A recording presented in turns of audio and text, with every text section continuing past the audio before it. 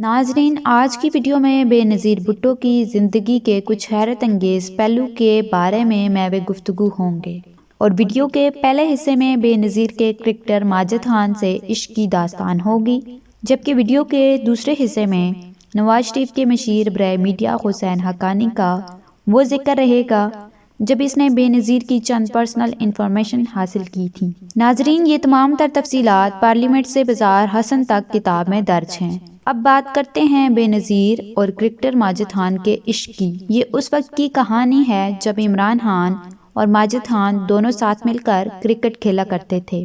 عمران خان کہتے ہیں کہ بے نظیر کے اکثر کرکٹر ماجد خان کے لیے فون آتے، مگر ماجد خان اتنی لفٹ نہ کرواتے۔ اس سلسلے میں بے نظیر مجھے رابطے کے طور پر استعمال کرتی اور ماجد خان کے بارے میں پوچھتی۔ ایک بار یوں ہوا کہ ہم برطانیہ میں کھیل رہے تھے، ماجد خان بھی ٹیم میں شامل تھے۔ شیڈیول یہ تھا کہ ہم نے برطانیہ سے واپس پاکستان اور پھر ایک نمائشی میچ کھیلنے کے لیے ہالینڈ جانا تھا۔ برطانیہ میں بے نظیر بھٹو بدستور ماجد خان کے پیچھے پڑی رہی اور ٹیم کے پیچھے ہی پاکستان چلی آئیں اور اس کے پیچھے پیچھے ہالینڈ پہنچ گئیں۔ وہاں جا کر اسے پتہ چلا کہ ماجد خان تو ٹیم کے ساتھ آئے ہی نہیں، وہ تو پاکستان میں رک گئے ہیں۔ وہاں پہنچ کر عمران خان کہتے ہیں کہ میں بتا نہیں سکتا کہ یہ صورتحال جاننے پر پنکی کی کیا حالت ہوئی تھی۔ ایک اور واقعہ بہت ہی مشہور ہے کہ 1988 کے انتخابات میں جب نواز شریف پنجاب کے وزیر اعلیٰ تھے اور حسین حقانی ان کے مشیر برائے میڈیا تھے،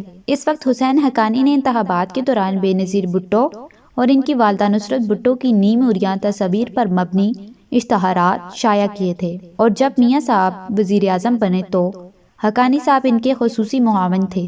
وہ خاص طور پر ہندوستان اور انگلستان گئے اور بے نظیر بھٹو کے بارے میں قابل اعتراض مواد جمع کرتے رہے۔ اس دور میں اخبارات میں یہ خبر چھپی تھی کہ حقانی صاحب نے ہندوستان میں بے نظیر کے پرانے کلاس فیلو سے ملاقاتیں کی اور محترمہ کے بارے میں قوائف اکٹھے کیے۔ مصدقہ اطلاع کے مطابق حقانی صاحب نے اپنی کتاب کا مسودہ بھی تیار کر لیا تھا۔ اتنے میں وہ ناہید خان کی بہن کے عشق میں گرفتار ہو گئے۔ عشق دن دگنی اور رات چگنی ترقی کرنے لگا، اور دوسری طرف شاید میاں صاحب نے ہاتھ کھینچ لیا اور حقانی صاحب کا دل ان سے کھڑا ہو گیا، اور یوں بے نظیر کے حقائق عوام کے سامنے آنے سے رہ گئے۔